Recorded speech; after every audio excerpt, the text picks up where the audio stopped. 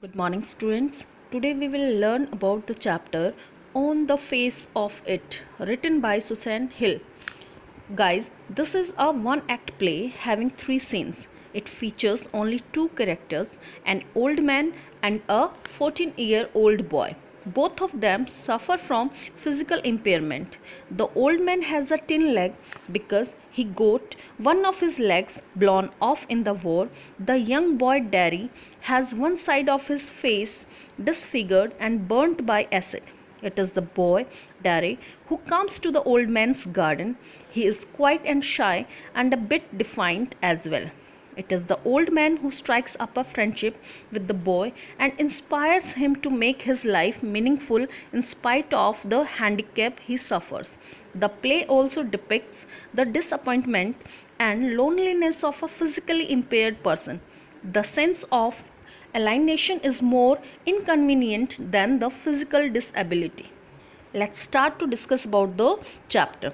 Students, the first scene is located in Mr. Lamb's garden. There is occasional sound of bird song and of tree leaves rustling.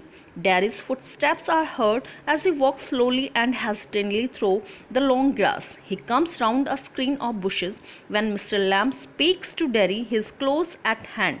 Naturally, Derry is startled. Mr. Lamb asks Derry to mind the apples. Derry inquires about the person. Mr. Lamb gives his name and again asks him to mind the apples. He adds that those are crab apples. They have been blown down from the tree by the wind and are lying in the long grass. The boy could step on one of them and fall. Derry tries to explain. He says that he thought that was an empty place. He did not know there was anybody there. Mr. Lamb asks him not to be afraid. He explains that the house is empty since he is out in the garden. He observes that such a beautiful day is not worth spending indoors. Derry panics and says that he has got to go. Mr. Lamb assures him that he should not feel disturbed on his account. He doesn't mind who comes into the garden. The gate is always open. It was only the boy who climbed the garden wall. Derry is angry that the old man had been watching him. Mr. Lamb welcomes Derry. Derry explains that he had not come to steal anything. Mr. Lamb assures him that he hadn't. He further adds that only the young lads steal. They steal apples from the garden. He is not that young. Derry explains that he just wanted to come into the garden. He wants to go and says goodbye.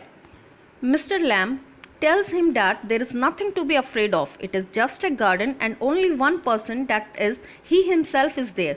Derry then says that people are afraid of him. He asks Mr. Lamb to look at him, and after seeing his face, he might think that he is the most frightful and ugliest thing. Derry says that when he looks in the mirror and sees his face, he is afraid of it. Mr. Lamb says that the whole of his face is not frightening. There is pause. Mr. Lamb now changes the topic. He says when it is a bit cooler, he will get the ladder and a stick and pull down those crab apples. They are ripe for making a jelly. September, it is the right time of year for it. The apples look orange and golden. He tells Derry that he could help him. Derry asks him what he has changed the subject for. He says that the old man does not ask him because he is afraid to do so. Derry says that he doesn't like being with people. Mr. Lamb makes a guess. Perhaps the boy got burned in a fire. Derry says that he got acid all down that side of his face and it burned it all away. Derry asks Mr. Lamb if he is not interested. The old man says he is interested in anybody and anything made by God, even grass, rubbish, weeds, flowers, fruit, etc. He observes that it is all life, developing just as they are. When Derry says that they are not the same, Mr. Lamb says that there is no difference. He is old, Derry is young and has got a burnt face. The old man has got a tin leg. His real one got blown off years back in the war. Some kids call him Lammy Lamb, but it doesn't disturb him. There are plenty of things other than his leg to stare at. He refers to Beauty and the Beast. Derry says that no one will kiss him. He won't change. Derry says that people talk about persons who are in pain and brave and never cry for, complain and don't feel sorry for themselves. People try to console people suffering from physical impairment by asking them to think of all those people worse off than them. They might have been blinded or born deaf or have to live in a wheelchair or be insane and dribble. But all this will not change his face. Even totally strange persons call him terrible. Derry repeats that he doesn't like being near people, especially when they stare at him and when he sees them being afraid of him. Mr. Lamb then tells him the story of a man who was afraid of everything in the world. So he locked himself in his room and stayed in his bed. A picture fell off the wall onto his head and killed him. Derry says that the old man said peculiar things.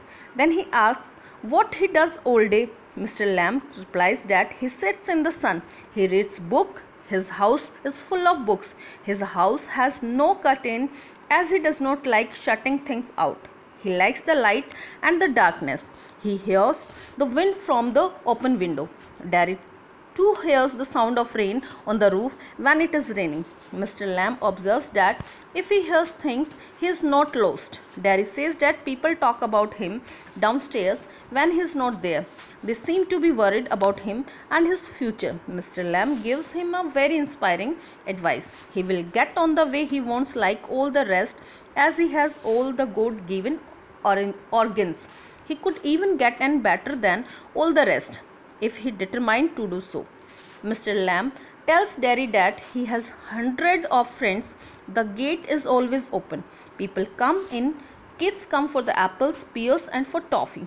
He makes toffee with honey. Sometimes his friendship may be one-sided. Even if Derry might never see him again, Mr. Lamb would be still his friend. He tells Derry that hating others is bad. It harms more than any bottle of acid. Everything is the same, but everything is different. Derry's attitude shows a gradual change. He wants to come there again. He thinks that the other friends of Mr. Lamb might go away if he came. Mr. Lamb assures him that people are not afraid of him because he is not afraid of them. Derry wants to stay there, but he has to inform his mother where he is. His house is 3 miles away. Mr. Lamb asks him to run there and inform his mother. Derry asks the old man about the persons who come there. He thinks that nobody ever comes there. The old man is there all by himself and miserable. No one would know if he were alive or dead, and nobody cared. Derry says that he will come back. Then Derry runs off. In the second scene, we see Derry and his mother. He informs his mother about the lame old man. She tells him not to go there. Derry says that he wants to go there, sit and listen to things and look. Nobody else has ever said the things the old man has said.